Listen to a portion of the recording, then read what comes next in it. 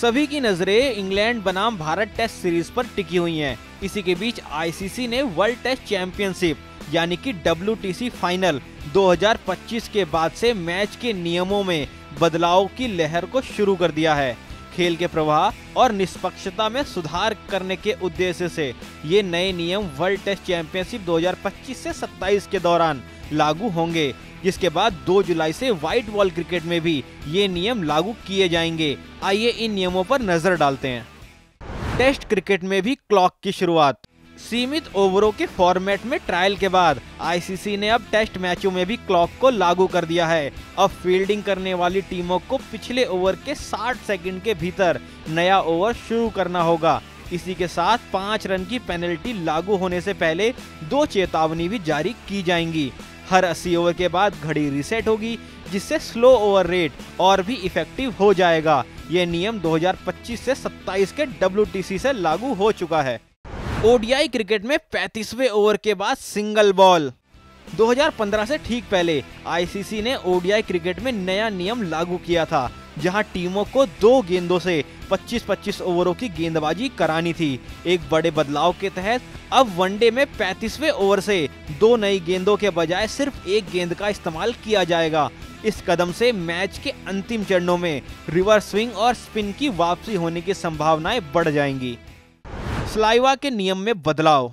गेंद पर सलाइवा लगाने पर प्रतिबंध जारी है, लेकिन एम्पायरों को अब गेंद बदलने का अधिकार नहीं है। वे अब अपनी सूझबूझ का इस्तेमाल कर सकते हैं। गेंद की स्थिति स्पष्ट रूप से बदल जाने पर ही इसे बदला जा सकता है। हालांकि जानबूझकर उल्लंघन करने पर अब भी 5 रनों की पेनल्टी लगती रहेगी। DRS के नए प्रोटोकॉल।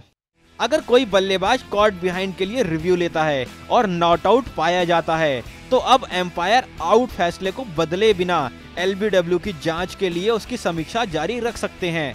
इसका मतलब है कि हर फॉर्मेट में अब एक ही रिव्यू से सारी कंडीशन जांची जाएगी। नो बॉल के बाद भी कैच की होगी जांच। पहले एक बार नो बॉल घोषित होने के बाद कैच की जांच नहीं की जाती थी, पर अब थर्ड एम्पायर कैच का फैसला करेगा। अगर कंप्लीट है तो बल्लेबाजी करने वाली टीम को सिर्फ नो बॉल रन मिलेगा, अगर नहीं तो सभी अतिरिक्त रन दिए जाएंगे। जानबूझकर कम रन बनाने पर जुर्माना। यदि बल्लेबाज जानबूझकर शॉर्ट रनिंग करते हुए पकड़े जाते हैं, तो फील्डिंग टीमों को यह चुनने की अनुमति होगी कि अगली गेंद का सामना कौन सा बल्लेबाज करेगा, और 5 रनों की पेनल्टी भी बरकरार रहेगी। बाहर से कैच को अंदर लाना अब इल्लीगल।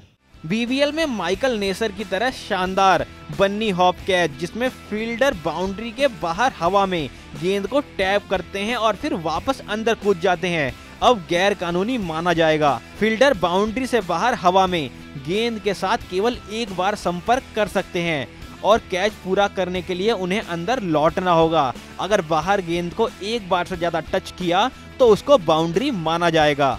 हालांकि आपका इन नियमों पर क्या कुछ कहना है, कमेंट सेक्शन में जरूर बताएं।